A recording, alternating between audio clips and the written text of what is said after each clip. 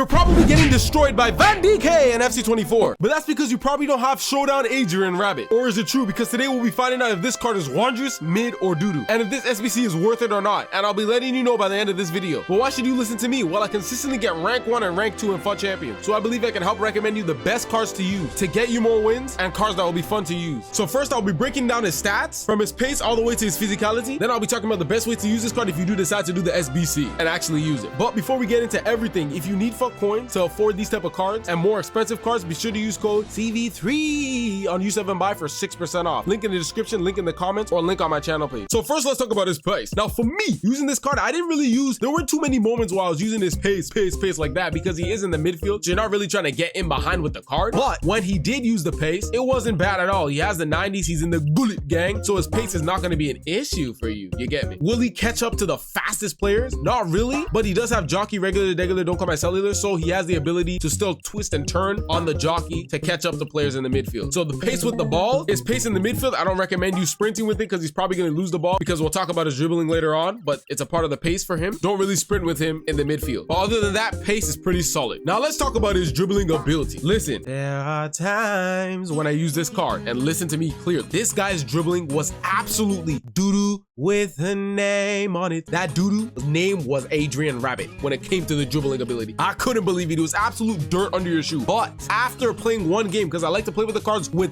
basic on the first game, his dribbling was garbage. But then I put the Guardian playstyle on him, which puts up his dribbling and his defense. While he was a basic, he's controlled lengthy, so his dribbling was moving atrocious. But then when I put the Guardian on him, he turns into a controlled player, and I was like, this is what I'm talking about. Absolutely heavenly dribble movement. I love to see it right there. It allowed me to twist and turn, because listen, this card is 100% a biggity biggity, one of the top tiers of biggity biggities. Can't twist and turn, especially when he was controlled lengthy. Put the Guardian on him to make his dribbling much better. Now his shooting ability, look at here.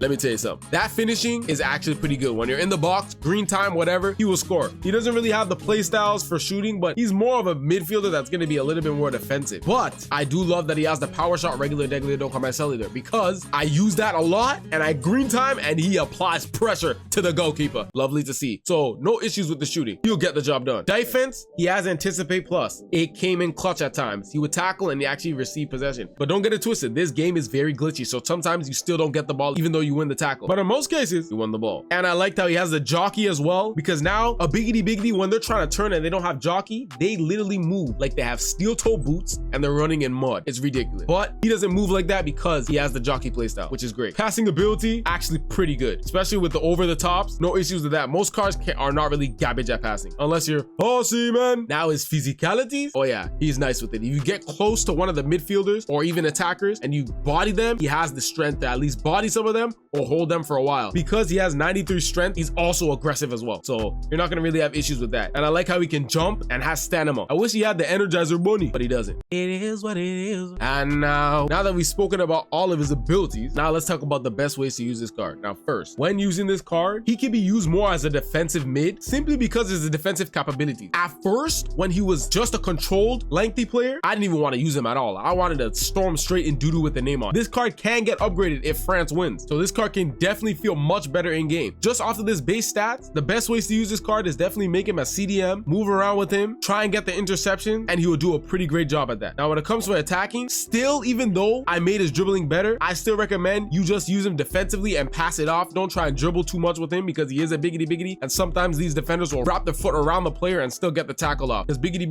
can't control or shield the ball that well sometimes. Try and just defend, pass it off, and let him move around in the midfield for you. If you go against players that like to drop back and play defensive, you gotta be ready to use that power shot with this guy, because he has the power shot playstyle. You just chip it up and you try and use the power shot and green time it, and it will be very dangerous for your opponent. Now since he is 6'3", right, there are very great ways to use this guy, especially if your opponent likes to press you aggressively. If you have that type of player that goes against you aggressively, you can chip it up to him in the midfield, and he has aerial, not aerial plus though, but aerial, and he's 6'3". Most of the midfielders are not going to win in the air against him, so you just chip it up and head it in whichever direction you want, and you will keep possession that way with this guy because he is very good in the air. Another way to use this card is use the 1-2s in the midfield. There were times where I was using this guy in the midfield doing 1-2s. Since he has the tiki-taka playstyle, he wasn't passing inaccurately, so you can definitely do the quick 1-2s with power, especially because he also has ping pass plus. A lot of the fast passes bosses going towards him, he can control and he can dish them out himself with the ping pass. Now, one of the little cons with this guy is that he is a medium with his work rate. So sometimes he doesn't have that brain, common brain. He'd be moving like an absolute moron. And I'm like, what are you doing? You know what I'm saying? But sometimes you just got to trigger him to run in by tapping L1 to make him run in, or use the player lock to position him, because sometimes he don't be attacking correctly or tracking back on time because of the medium. But now it leads me to my final decision. Is this card wondrous, mid, or doo-doo? Now at this current stage, using this card, I'm not gonna lie to you, when he was on controlled lengthy, for me, he was doo-doo with a name on it. Once I put him into a controlled player, I believe that this card is actually midrous. Or if he gets the upgrade, I believe he would definitely be wondrous. For sure. But wait, I also reviewed this card right here. Be sure to check that out and find out if he's wondrous, mid, or doo-doo. And also check out if these hero clicks are worth it or not, so you don't waste your fodder. Adios.